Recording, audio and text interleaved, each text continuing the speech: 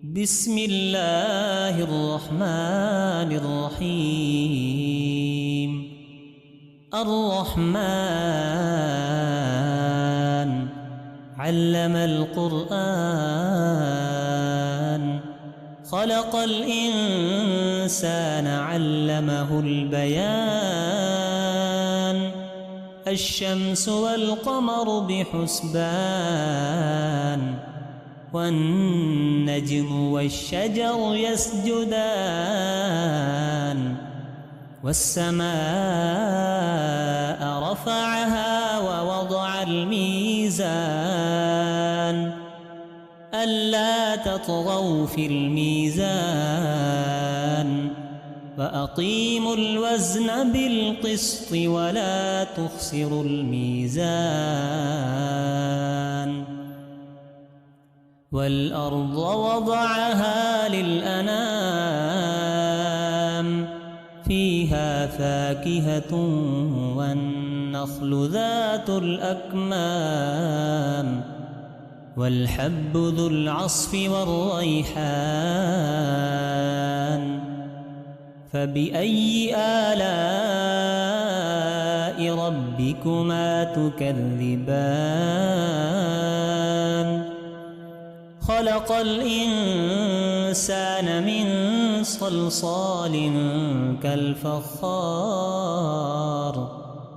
وخلق الجان من مارج من نار. فبأي آلاء ربكما تكذبان؟ رب المشرقين ورب المغربين. فبأي آلاء ربكما تكذبان؟ مرج البحرين يلتقيان، بينهما برزخ لا يبغيان. فبأي آلاء ربكما تكذبان؟ يخرج منهما اللؤلؤ والمرجان. فبأي آلاء ربكما تكذبان؟ وله الجوار المنشآت في البحر كالأعلام. فبأي آلاء ربكما تكذبان؟ كل من عليها فان، ويبقى وجه ربك ذو الجلال والإكرام. فبأي آلاء ربكما تكذبان؟ يسأله من في السماوات والأرض، كل يوم هو في شأن.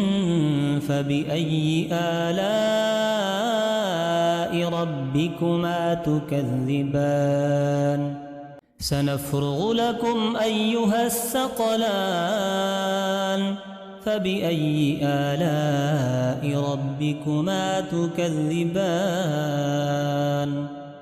يا معشر الجن والإنس إن استطعتم أن تنفذوا من أقطار السماوات والأرض فانفذوا، لا تنفذون إلا بسلطان. فبأي آلاء ربكما تكذبان؟ يرسل عليكما شواظ من نار ونحاس فلا تنتصران. فبأي آلاء ربكما تكذبان؟ فإذا انشقت السماء فكانت وردة كالدهان. فبأي آلاء ربكما تكذبان فيومئذ لا يسأل عن ذنبه إنس ولا جان فبأي آلاء ربكما تكذبان يعرف المجرمون بسيماهم فيؤخذ بالنواصي والأقدام فبأي آلاء ربكما تكذبان هذه جهنم التي يكذب بها المجرمون يطوفون بينها وبين حميم آن فبأي آلاء ربكما تكذبان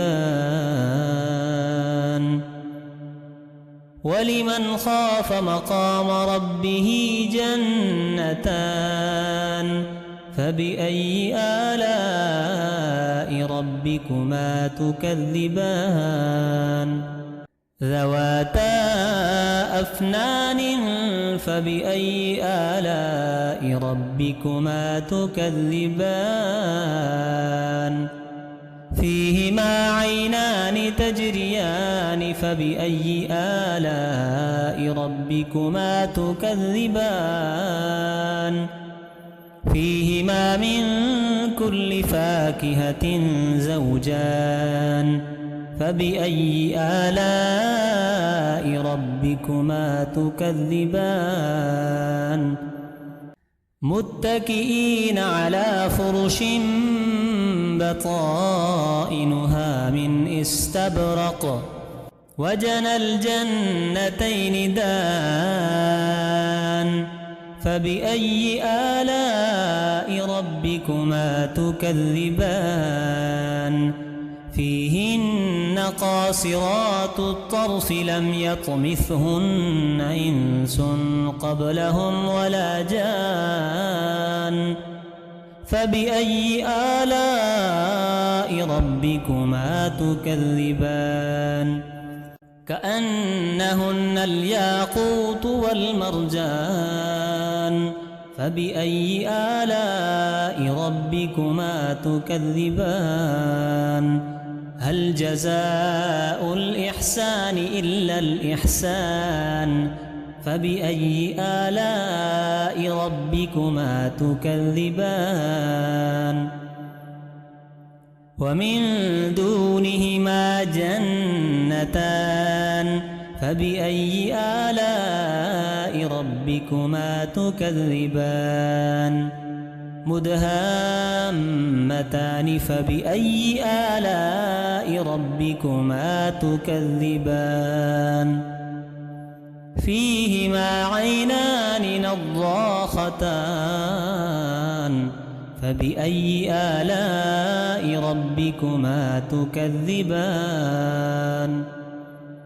فيهما فاكهة ونخل ورمان فبأي آلاء ربكما تكذبان فيهن خيرات حسان فبأي آلاء ربكما تكذبان حور مقصورات في الخيام فبأي آلاء ربكما تكذبان لم يطمثهن إنس قبلهم ولا جان فبأي آلاء ربكما تكذبان متكئين على رفرف خضر وعبقري حسان فبأي آلاء ربكما تكذبان تبارك اسم ربك ذي الجلال والإكرام.